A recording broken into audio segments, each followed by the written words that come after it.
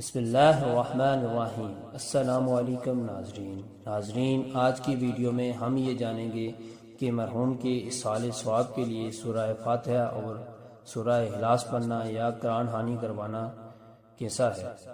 عموماً ہمارے بر صغیر میں مرحومین کے اصالِ ثواب کے لیے سورہ فاتحہ اور قرآن خوانی کروائی جاتی ہے، تو شرعاً اس کی کیا گنجائش ہے کہ نہیں، جانتے ہیں علماء کرام کی رائے اور بڑھتے ہیں ویڈیو کی جانب۔ قرآن یا حدیث سے کیا یہ ثابت ہے کہ مرحوم کے لیے سورہ فاتحہ یا قل پڑھے جائیں؟ نہیں، ایسی کوئی بات تو نہیں ملتی کہ قرآن پاک پڑھ کے آپ کسی کو اس طریقے سے اصالِ ثواب کریں۔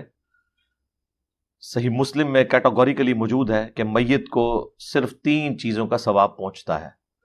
نمبر 1، صدقہ جاریہ، جو اپنی زندگی میں اس نے کوئی نیکی کا کام کیا اور مرنے کے بعد وہ جاری ہے، اس کا ثواب اسے ملے گا۔ نمبر 2، علم کی بات، جس طرح امام بخاری، امام مسلم نے ایک علمی خدمت کی، قیامت تک جتنے لوگ یہ کتابیں پڑھیں گے، امام بخاری، امام مسلم کو اس کا ثواب ملے گا، انہی کو ڈیزرو کرتے ہیں وہ۔ تیسرا، نیک اولاد جو دعا کرتی ہے، نیک اولاد کی دعا بھی اور نیک اولاد کے اعمال کا ثواب بھی آٹومیٹکلی ماں باپ کو پہنچ جاتا ہے، چاہے وہ زندہ ہوں یا مردہ۔ ایصال ثواب کا معنی ثواب پہنچانا، عمل کیا اور اپنے عمل کا ثواب دوسرے تک پہنچا دیا جائے۔ آدمی کے عمل کا ثواب دوسرے کو پہنچتا ہے، دوسرے کو فائدہ پہنچتا ہے۔ ہم دعا مانگتے ہیں، ربنا اغفر لی ولوالدی وللمؤمنین یوم یقوم الحساب۔ اب ہم دعا مانگ رہے، دعا عمل تو ہمارا ہے، ہمارا عمل ہے، لیکن اس کا فائدہ دوسروں کو پہنچ رہا ہے۔ قرآن پاک کے اندر دوسری جگہ ہے، ربنا اغفر لنا ولاخواننا الذین سبقونا بالایمان، کہ اے اللہ ہمیں بخش دے اور ہمارے جو ہم سے جو پہلے ایمان لے ان کو بخش دے۔ تو اپنے عمل کا فائدہ دوسرے کو پہنچانا، یہ تو قرآن پاک سے ثابت ہے۔ اب بطور خاص جس کو ایصال ثواب کہتے ہیں کہ ہم کوئی عمل کریں اور ہم یہ کہیں کہ میں اپنے عمل کا ثواب دوسرے کو پہنچا رہا ہوں، یوں باقاعدہ کہا جائے تو یہ بھی احادیث مبارکہ سے ثابت ہے۔ بخاری شریف کی حدیث مبارکہ حضرت عائشہ رضی اللہ تعالی عنہا سے مروی ہے، سرکار دو عالم صلی اللہ تعالی علیہ وآلہ وسلم کی بارگاہ میں ایک صحابی حاضر ہوئے اور انہوں نے عرض کیا کہ ان امی افتلتت، کہ میری والدہ کا انتقال ہو گیا، وَأَزُّ بولتی۔ تو اب صحابی سوال کرتے ہیں کہ اَيَنْفَعُهَا إِن تَصَدَّقْتُ عَنْهَا، اگر میں ان کی طرف سے صدقہ کروں تو انہیں نفع ہوگا؟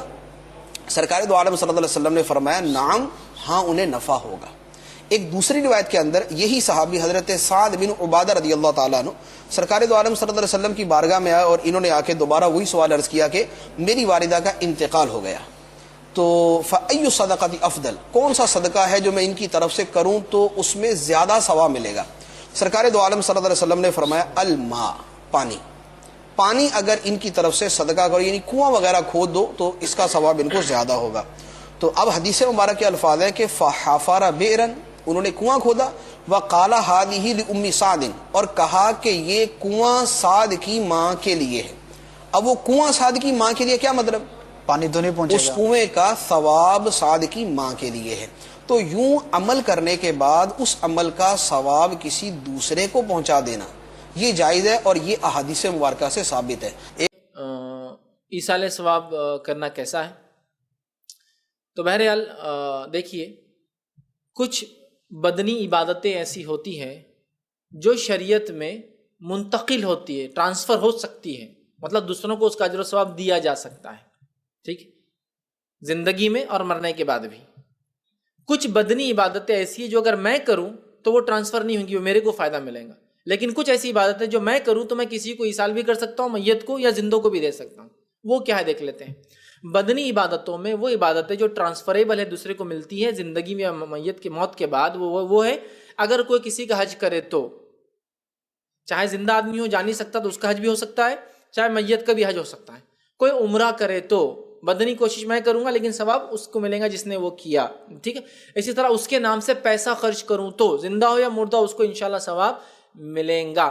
اس کے نظر کے روزے اگر کوئی باقی رہ گئے ہو وہ میں رکھ سکتا ہوں، چاہے وہ زندہ ہو یا مردہ ہو۔ کوئی انسان زندہ ہے لیکن اتنا بیمار ہے اب روزے نہیں رکھ سکتا اور وہ کہہ رہا ہے بیٹے میرے روزے رکھ دو نظر کے، یا پھر انتقال کی بات پتہ چل رہا ہے کہ والد کے 2-4 روزے نظر کے باقی تھے تو وہ روزے بھی رکھ سکتا ہوں۔ یہ وہ ٹرانسفریبل عبادتیں جو کی جا سکتی ہیں۔ لیکن نماز ٹرانسفر نہیں ہوتی، کسی کے بدلے نماز نہیں ہو سکتی یا اس کو ثواب نہیں پہنچایا جا سکتا. اسی طرح روزے میں صرف نظر کے جو روزے میں نے کہا، لیکن ہر سال کو بولے میرے والدین کے روزے رکھوں گا، یہ ٹرانسفریبل نہیں ہوں گا. ٹھیک ہے، تو اسی میں قرآن بھی داخل ہے. قرآن ایک ایسی عبادت ہے جو انسان خود اپنی زندگی میں کرنا ہے. یہ ٹرانسفر یا ایصال کہتے توشے کو، ٹرانسفر نہیں ہوتی. اس لیے کہ نبی اکرم صلی اللہ علیہ وسلم کے زمانے میں کئی صحابہ کا انتقال ہوا، آپ نے کبھی نہیں کہا ان کے لیے قرآن خوانی کرو. آپ کوئی کہے گا نہیں وہ تو بہت نیک تھے، ان کو کیا ضرورت تھی، تو ٹھیک ہے چلیے وہ چھوڑ دیجیے. اس کے بعد صحابہ نے کبھی دوسرے صحابی کے لیے نہیں کیا، نہیں وہ بھی بہت نیک تھے، چھوڑ دیجیے. اچھا، تابعین نے کبھی ایک دوسرے کے لیے نہیں کیا، آپ بولیں گے وہ بھی بڑے نیک تھے، چھوڑ دیں.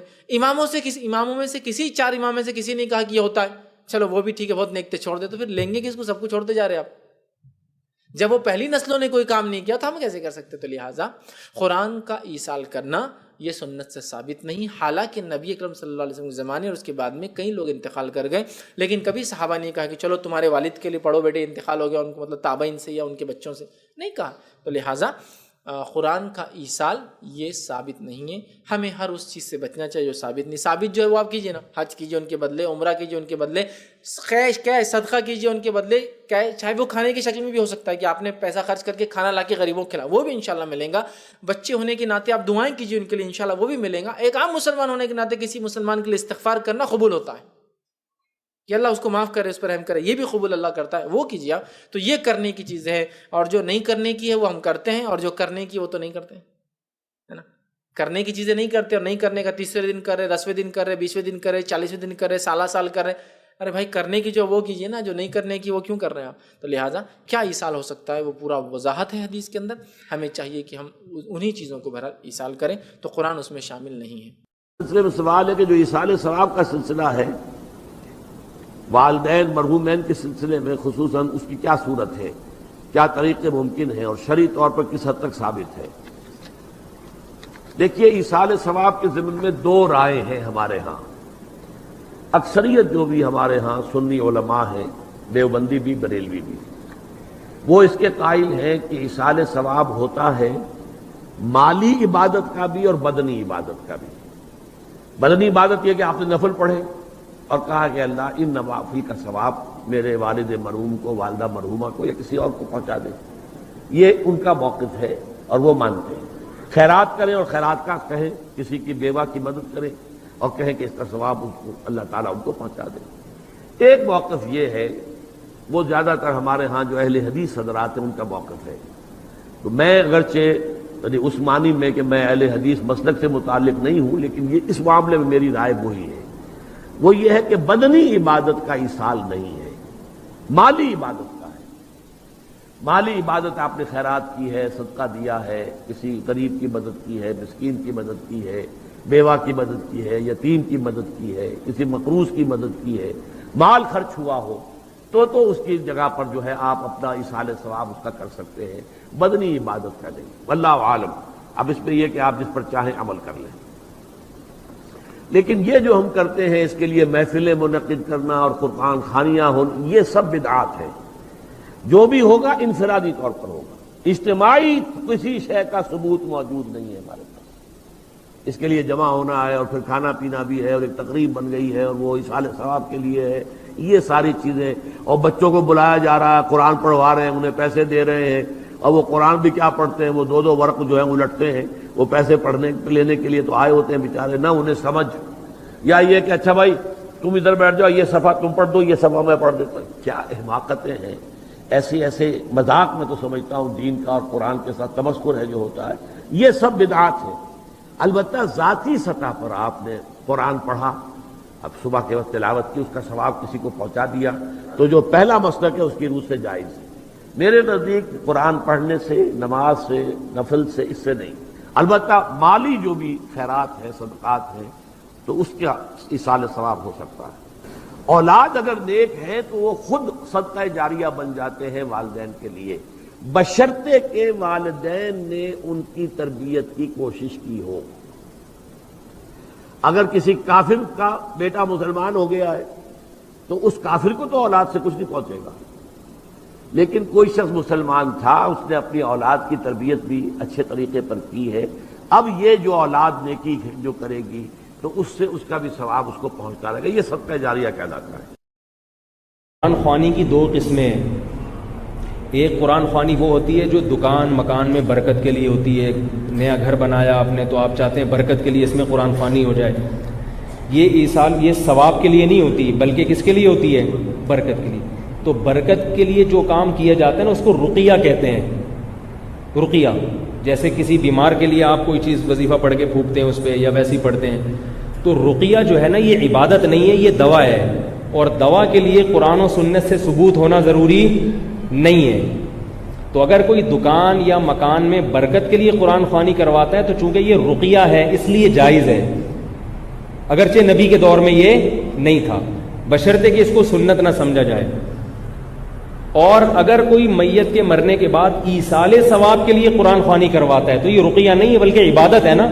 اس کے لیے ثبوت چاہیے اوپر سے، اور وہ ثبوت ہمارے پاس نہیں ہے قرآن و سنت سے. صحابہ سے کبھی نہیں دیکھا کہ حضرت ابو بکر کا انتقال ہوا تو آپ نے دیکھا کہ حضرت عمر نے قرآن خوانی کروائی ہو. اس میں یہ ہے کہ جو جہاں ہے جیسے ہے اپنی طرف سے جو بھی میت کو پڑھ کے ثواب پہنچا دے یا صدقہ کر دے اس کے لیے اجتماع کرنا، لوگوں کو بلانا، یہ عمل بدعت ہے.